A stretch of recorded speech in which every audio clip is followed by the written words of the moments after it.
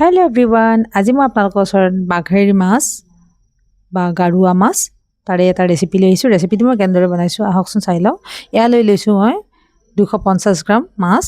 মাছটোৰ ওজন আছিলে 30 কিলো।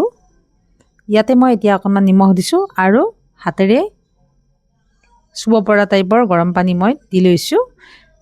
এনেদৰে মই গৰম পানীৰে 2-3 বাৰমান ভালকৈ ধুই লৈছোঁ। এতিয়া ইয়াতে মই নিমখ আৰু হালধি দি ভালদৰে সানি লৈছোঁ।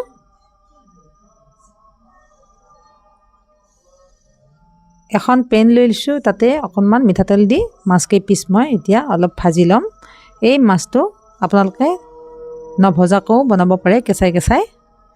মই ইলুটি শিলুটিকৈ অকণমান সময় এইদৰে ভাজি ল'লোঁ। এতিয়া মই এটা কেৰাহী লৈছোঁ, ইয়াতে মই মিঠাতেল দিছোঁ। তেলখিনি গৰম হোৱাত এখিলা তেজপাত, 3টা ইলাচি আৰু এডোখৰ ডালচেনি দিছোঁ। মিডিয়াম সাইজৰ 2টা পিঁয়াজ মিহি মিহিকৈ কাটি লোৱা মই এয়া দি লৈছোঁ। এইখিনি অকণমান ৰঙচুৱাকৈ ভাজি লৈ ইয়াতে মই পিহি লোৱা এচামুচ নহৰু, এচামুচ আদা আৰু এচামুচ জিৰা দি দিছোঁ। লগতে হালধি আৰু জলকীয়া গুড়িখিনিও দি লৈছোঁ। এইখিনি মই অলপ সময় এইদৰে ভাজি লৈছোঁ। ইয়াতে মই অকণমান পানী দিছোঁ। পানীখিনি যেতিয়া শুকাইছে তেতিয়া মই ইয়াতে কেইটামান এতিয়া কেঁচা জলকীয়া দি ল'ম। মছলাখিনি ভালদৰে ভাজি লৈ ইয়াতে মই ভাজি ৰখা মাছকেই পিচ দি লৈছোঁ। মাছখিনি মই আধা মিনিট সময় এইদৰে ইলুটি শিলুটিকৈ লাৰি দিছোঁ।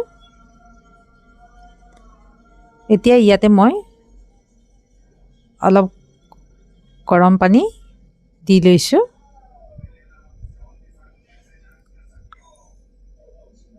সোৱাদ অনুযায়ী মই নিমখটো দি ল'লোঁ। এতিয়া মই 10 মিনিট সময় এইদৰে কুক হ'বলৈ দিছিলোঁ। পানীটো অকণমান কমি অহাত এচামুচ মই গৰম মছলা গুড়ি দি লৈছোঁ। গেছটো মই এতিয়া বন্ধ কৰি দিলোঁ। ইয়াৰ ৰেডি। আজিৰ ভিডিঅ'টো যদি চাই ভাল লাগিছে এটা লাইক কৰিব, লগতে মোৰ চেনেলটো ছাবস্ক্ৰাইব কৰিবলৈ নাপাহৰিব।